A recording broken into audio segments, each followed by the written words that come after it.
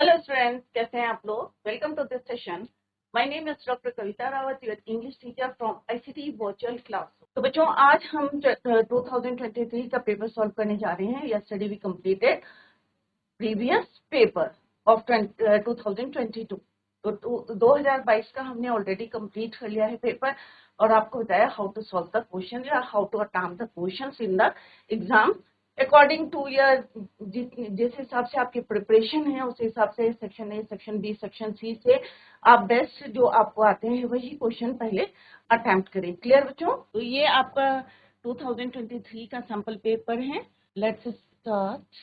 तो बच्चों, नंबरिंग जो है सेम है, already we discussed in the previous paper.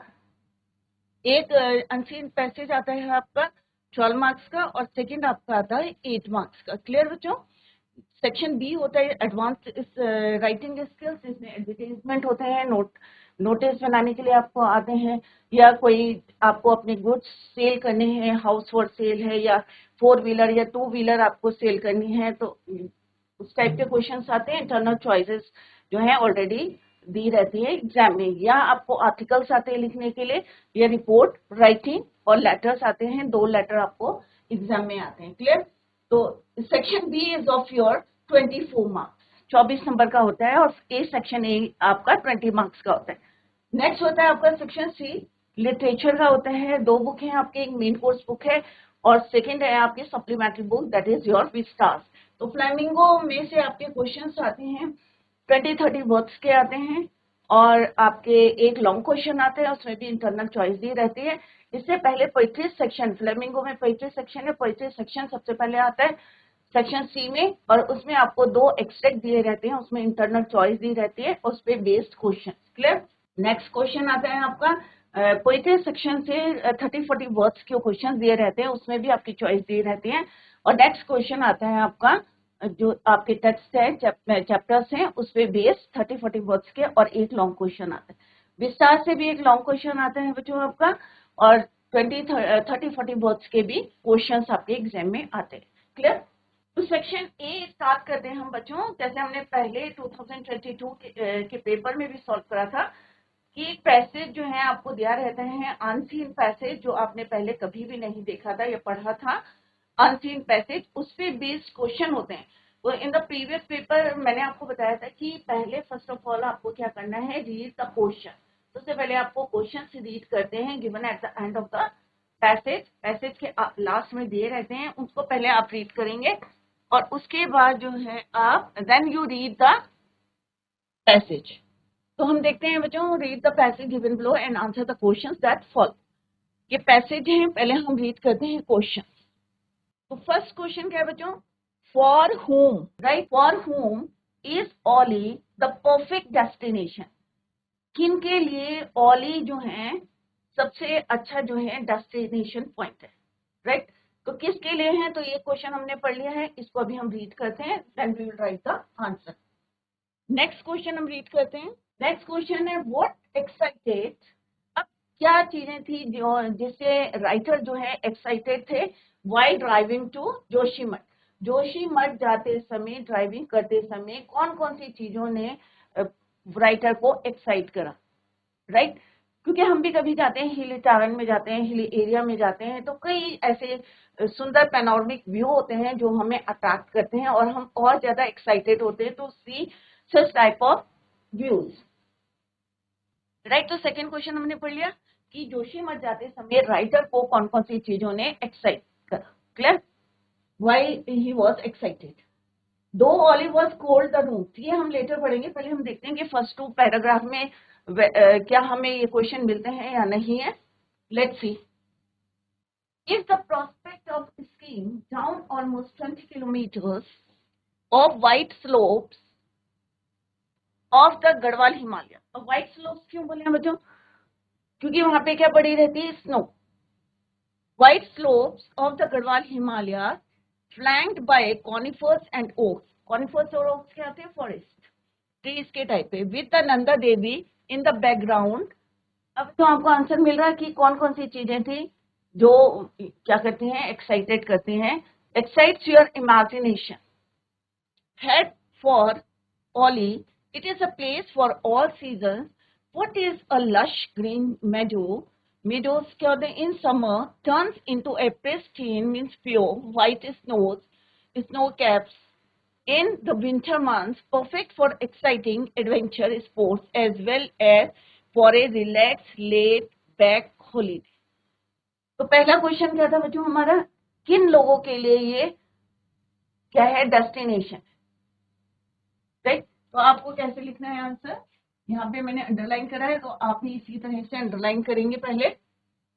Clear? Prospective skiing down almost 20 kilometres of white slope. इस तरह से आप अंडरलाइन करेंगे और फिर हम आंसर लिखेंगे. सेकेंड क्वेश्चन था बच्चों, the drive from Rishikesh to Joshimath 253 kilometre is lined with several Prayag confluence of rivers, including the famous Rudraprayag. It was early spring that saw us heading towards Joshimठ, and as we inched closer, our spring excitement grew incredibly. तो यहाँ पे क्या है? Writer किधर जा रहे हैं? Rishikesh to Joshimath. But आपका क्वेश्चन क्या है बच्चों? 253 किलोमीटर्स हो गया विथ सेवरल प्रयाग. कॉन्फ्लुएंस क्या होता है बच्चों? जहां पे टू रिवर्स जो है मिलती हैं, दैट इज कॉल्ड, मीट करती हैं, दैट इज योर कॉन्फ्लुएंस. तो प्रयाग वही होते हैं जहां पे रिवर्स जो है मीट करती हैं. Clear? Including the famous Rudraprayag. It was early spring that saw as leading towards Joshimath. And as we inched closer, our excitement grew incredibly. Such was the beauty of the view in front of us. The reddish orange of the abundant flame of the forest in full bloom contrast with the increased white and blue of the landscape brilliantly. तो ये चीजें क्या कर रही थी? Writer को excited हो रहे थे while he was driving to Joshimath. तो हमें दोनों के आंसर मिल गए. अब कैसे लिखने हैं बच्चों? Let's see. Several Prayags while driving from. अब हमारा पहला क्वेश्चन क्या है बच्चों? First question is here, for whom, किसके लिए ओली जो है परफेक्ट डेस्टिनेशन है. तो हमें लिखना है Auli is the perfect destination for the people जो बहुत ज्यादा जो है इमेजिनेशन करते हैं या एडवेंचर करते हैं, राइट? तो उनके लिए क्या है? परफेक्ट डेस्टिनेशन है. तो already we mark the answer in the question passage में ऑलरेडी हमने मार्क कर दिया है. अब उसी को हम यहाँ फ्रेम करेंगे. But how to frame the answer? तो यहाँ से आपको लिखना है Auli is the perfect destination. फिर आपको ऐड करना है फॉर द पीपल, क्योंकि अगर आप डायरेक्ट लिखेंगे तो आपको लगेगा you have copied the answer from the passage. Clear बच्चों? तो यहाँ से you have to start it from words. आपको कहाँ से लेने हैं फ्रेज? पहले फ्रॉम द क्वेश्चन. क्लियर? तो यहाँ पे क्या आएगा? ओली इज द, इज यहाँ आ जाएगा. Auli is the perfect destination for the people whose imagination is excited by the, किसकी वजह से excited है? Prospect skiing down almost 20 kilometers of white slopes of the Garhwal Himalayas, flanked by, और वहां पे जो बर्फ पड़ी है और वहां पे जो आप देख सकते हैं ओक्स के पेड़ या कोनीफर्स को आप देख सकते हैं. ट्रीज कितने ब्यूटीफुल होते हैं, उनकी लीव्स कैसे होती हैं, शार्प होती हैं. आप लोगों ने देखा होगा कॉनिफर्स ट्रीज और या ओक्स कैसे होते हैं. Flanked by conifers and oaks with the Nanda Devi in the background. और बैकग्राउंड में क्या है? नंदा देवी की पीक है. क्लियर? तो इस तरह से आपको फ्रेम करना है, क्वेश्चन में से लिखना है और उसके बाद जो आपने अंडरलाइन करा है या हाईलाइट करा है उसी को यहाँ पे कॉपी करना है. क्लियर बच्चों? नेक्स्ट क्वेश्चन इज, क्योंकि फर्स्ट पैरा हमने पढ़ा है बच्चों और हमें आंसर जो है मिल गया. We got the answer in the first para. Second question हमने पढ़ा था, what excited the writer while driving to Joshimath. कि जोशीमठ जाते समय, तो आप ऐसे भी लिख सकते हैं while driving, the writer while driving to Joshimath, writer इस तरह से भी आप लिख सकते हैं. तो यहाँ पे कि beside several प्रयाग, क्योंकि वहां पे क्या है? बहुत सारे उन्होंने प्रयाग जो है रास्ते में उनके वे पे पड़े हैं. It was reddish orange of the abundant flame. और क्या चीजें उन्हें एक्साइटेड कर रही थी?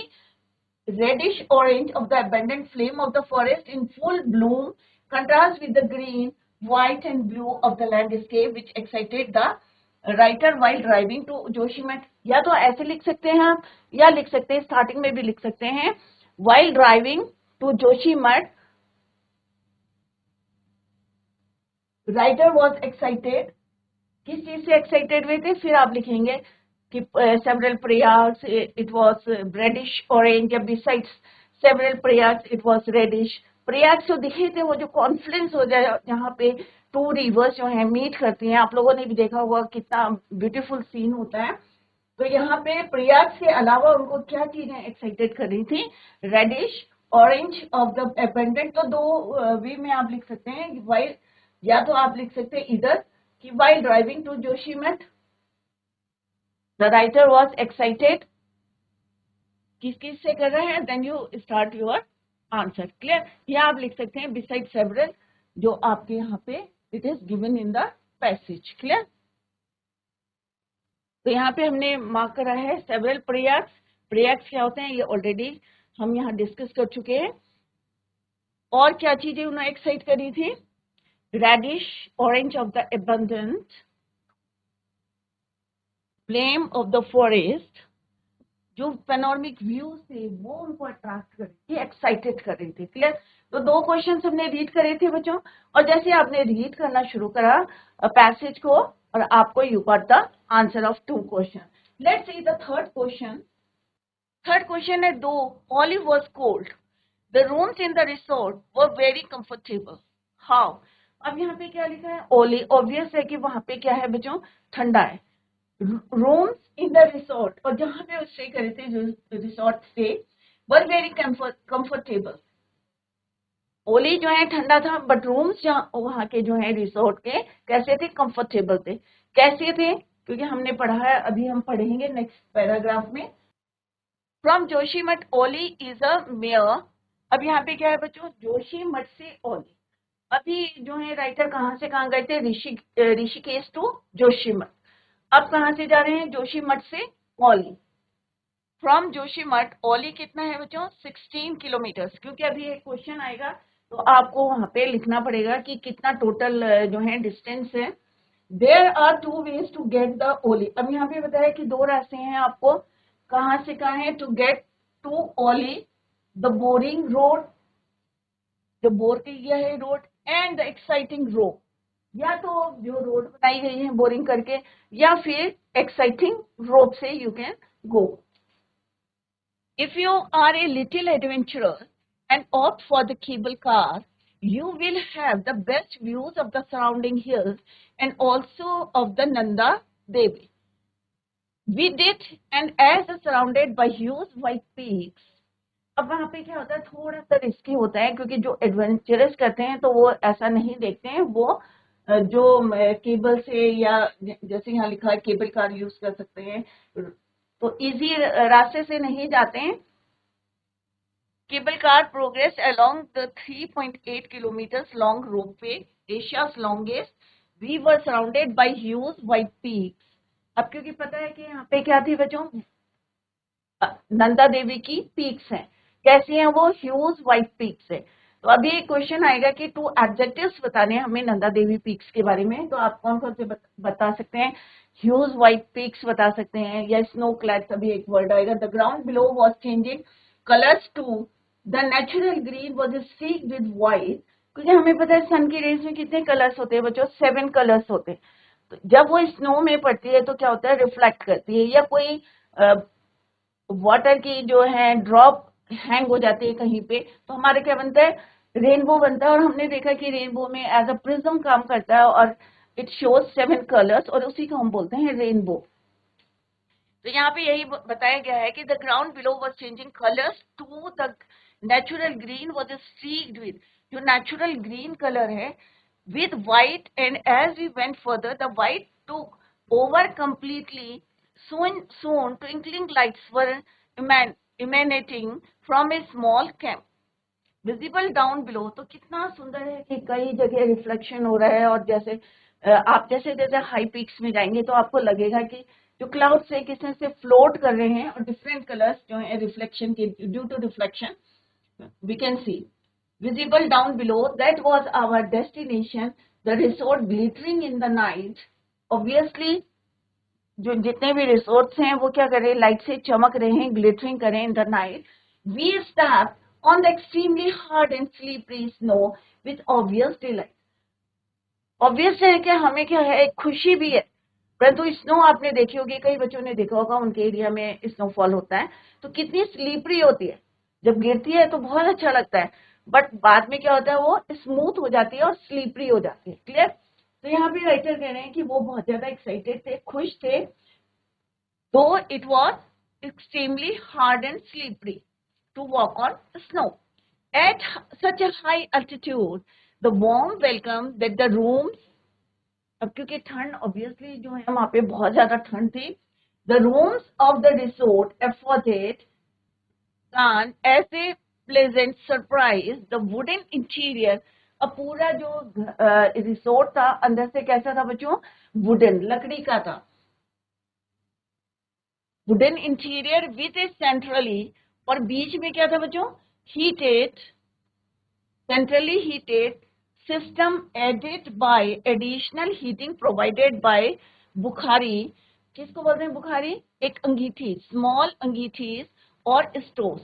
आप लोगों ने देखा होगा सर्दियों में आप लोग भी जलाते होंगे अंगीठीज टू वार्म योर रूम. तो सेम जो है उन्होंने रिसोर्ट को क्या करा था, इंटीरियर में क्या था बच्चों, वुडन, राइट, और सेंटर में क्या रखी थी उन्होंने, एक बुखारी अंगीठी, to warm the room, made us more than comfortable.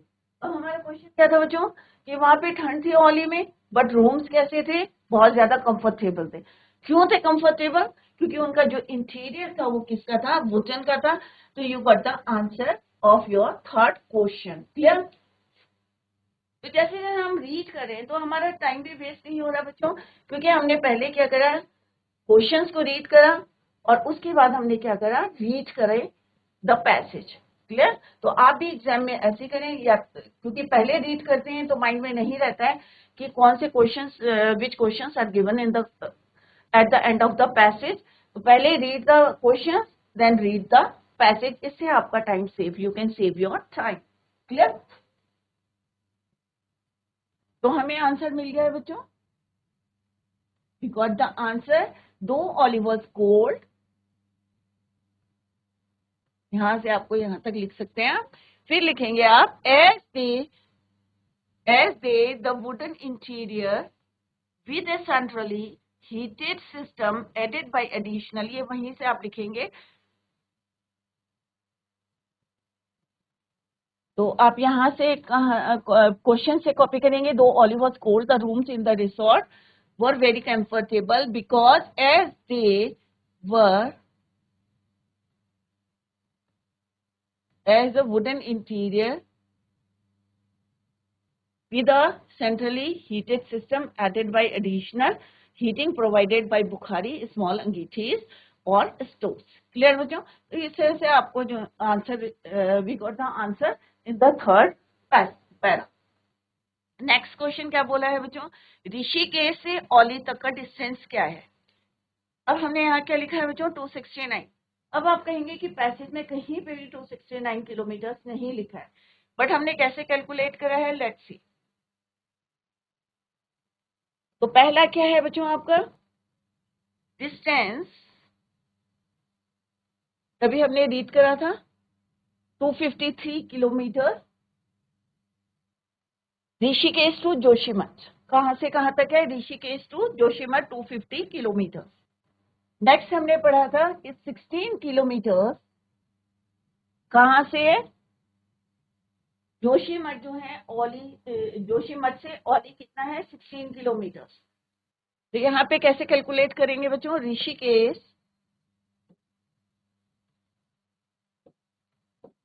To Joshimath,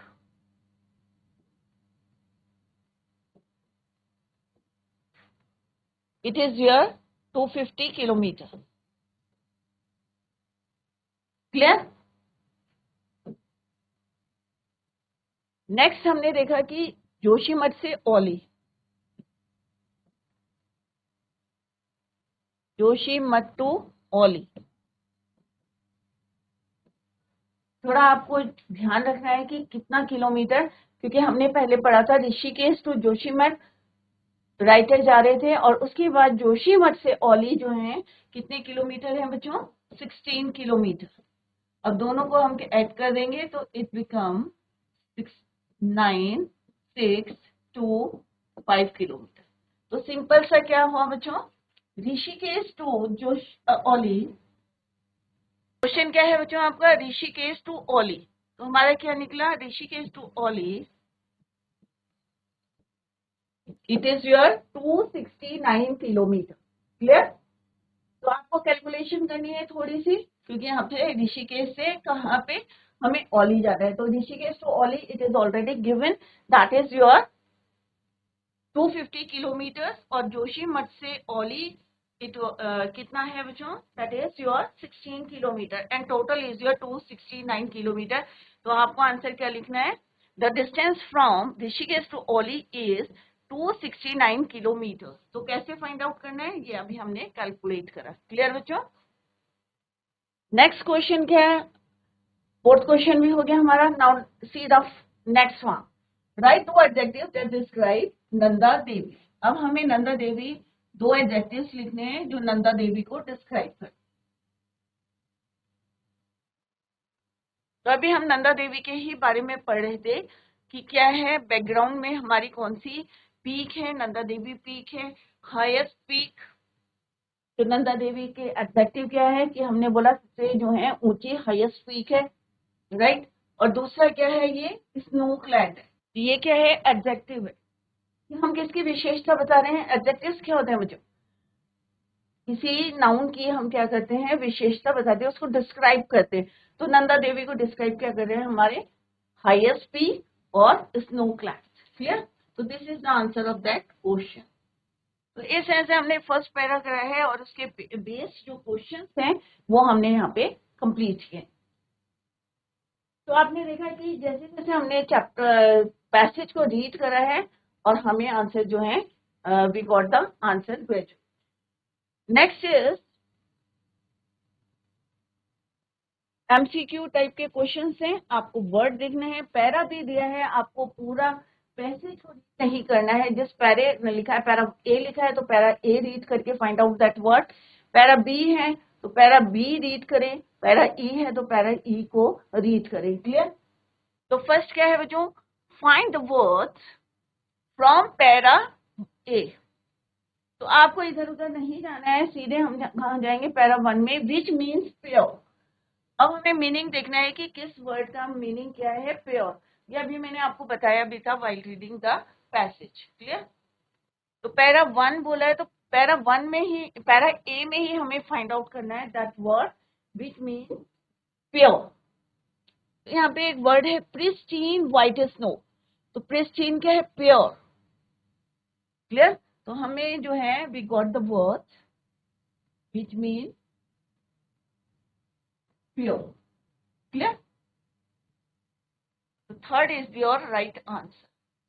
next है find the word from para B which means in a large quantity. अब ऐसा कौन सा वर्ड है जहां हमें पता चल रहा है कि बहुत ज्यादा, लार्ज क्वांटिटी, इनक्रेडिबली, अबंडेंट या contrast. Let's see in the para 2।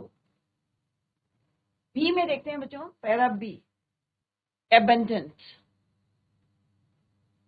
we got the word which means large number या large amount, quantity जो बहुत ज्यादा, उसको क्या बोलते हैं हम? abundant, large quantity। तो इजीली आपने पैरा बी ही रीड करा और वहीं पे हमको क्या मिल गया? Word which means large quantity. Clear? Find the word from para E. अब आपको कहाँ जाना है? सीधा पैरा ई में जाना है, which means that can not be removed.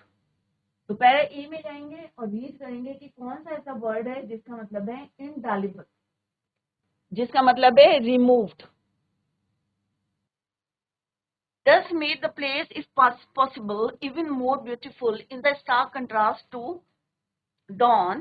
We now witnessed a silhouetted Nanda Devi basking in the glory of the setting sun. The sight left an indelible impression on our minds.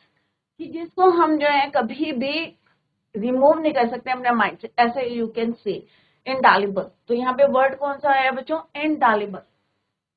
तो इंडालिबल mean remove.